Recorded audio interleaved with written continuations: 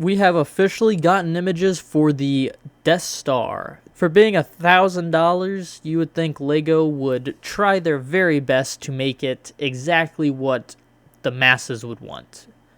But in LEGO fashion, they decided to not do that at all and kind of just do their own thing. Now, at first when I saw it, or at first at least when I heard the leaks for it about what it was going to look like, I was kind of being a negative Nancy about it. And although I still think a spherical model would have looked better, I think this one looks okay for what it is. The biggest thing is that LEGO's trying something new, and I can really appreciate that. Also, all the details that they put in it really do look pretty good. And let's be honest, it's $1,000, so I wasn't going to get it anyway, so it really doesn't matter.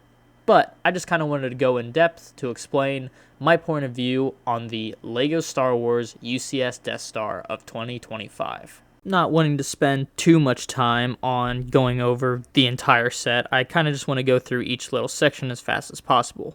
Starting at the top, it looks like you have a couple little rooms on the left with an astromech and a Death Star trooper. I don't know what they're for. It looks like they're pretty empty to me. The throne room kind of looks like the diorama set we got a couple years back, but I guess it looks pretty good for what it is. You can see a couple of the figs there. Pretty big open area, to be honest with you. The actual laser going down and to the left again looks pretty nice. I kind of like the detail they have of the interior part of the laser itself, and the the lasers themselves actually look fairly good too. The dish looks very, very large. Going to the right a little more, you have another little, looks like a little hallway section with a little spinny bit there. If you can see that, there's a gear like in the middle. I don't know what that would be for. But then you have the little shield generator part with Ben Kenobi, and then you have Luke and Leia swinging over the chasm with the stormtrooper there. You have the room with all the admirals having their little meeting, and it looks like you can see Yulorn and a couple of the other named characters. Tarkin's there too. In the bottom, below them, it looks like Darth Vader's chamber, his meditation chamber, which is cool, although it looks too small to even house any minifigures. Going to the left, you have the prison area with Han and Chewie, and then the little desk there. Going below that, you have the hallway scene where Han's running away from a couple of stormtroopers, and you can see a mouse droid there too, which is cool. Below that is a trash compactor with Luke in there, and with you can see there's a little eye on the back of the box. When I show that, there's a little eye that they're trying to make like the monster in the trash compactor, which is cool. Then you have the scene, this is pretty cool, so right in front of the trash compactor, you see those two little studs and then that window.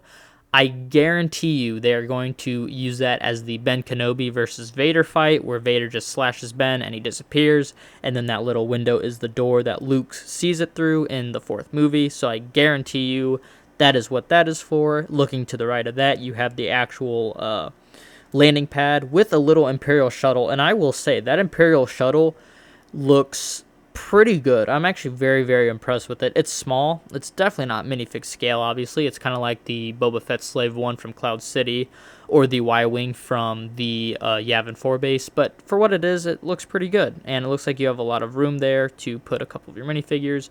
And then right above that to the right is the control panels with C-3PO in the fourth movie as well. Looking at the stand that you get with it right below, you can definitely see that it should be, hopefully, pretty sturdy enough to stand it just on a table. But in my general opinion, I think it would look much better if you hung it on your wall. They should make it so you could hang it on the wall. I think that would definitely help the set itself, because no one would want a 2D build like this just to set on a table. I feel like if you had it on a shelf, okay, if you had shelves big enough, I could see it. It would look pretty cool. But just think about setting this on your wall. That would be a pretty cool display piece, and it would make sense why they did it this way too, in my opinion. Looking at the little plaque you get there, it looks pretty good. Death Star, little info about that. You get Krennic and Galen Erso there standing. I'm surprised they actually didn't put them in the model, but they're just the figs that go with the plaque stand, so that's kind of interesting they did it that way. The back of the box then kind of shows everything in more detail. Like it shows Emperor Palpatine getting off the shuttle with all the people standing there awaiting him. You have the Imperial shuttle flying away. I did not see that on the back. I swear I did not see that on the back before I made that assumption just now. But okay, so I was right. So those two studs in that little window are for Vader and Ben Kenobi to fight, and then Luke to see them. Then you have Han in his chair with the command center. You have that little eye, like I said, with the trash compactor. You can see you have Vader and Leia then in the prison area, and then you have Vader with all the admirals in the little meeting room, and then you have Han, Luke, and Chewie with a guard in the prison. You have a little Death Star cannon, which looks pretty cool, and then the throne room again, and you can see the dimensions for the set as well. Overall, like I said, I just kind of wanted to make a quick video explaining everything and just showing that, I mean, I wasn't going to get it anyway.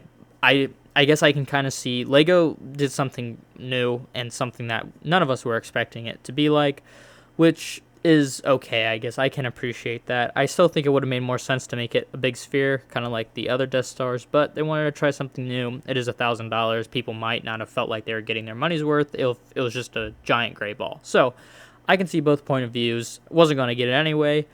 They look pretty good. The figs, though, are still very disappointing, and I will not be changing my mind on that. But I think the set itself, if you were going to be getting it, it's probably worth it. If you actually like were planning on getting it and still plan on getting it, I can definitely see that. I can also see why, yeah, you may not want to get it at all. But yeah, so what do you guys think? Are you guys impressed, disappointed? Let me know down in the comments below. Please like, subscribe, do all that YouTube stuff. You already know the gist. I will see you all in the next one. Thank you for watching, and peace out.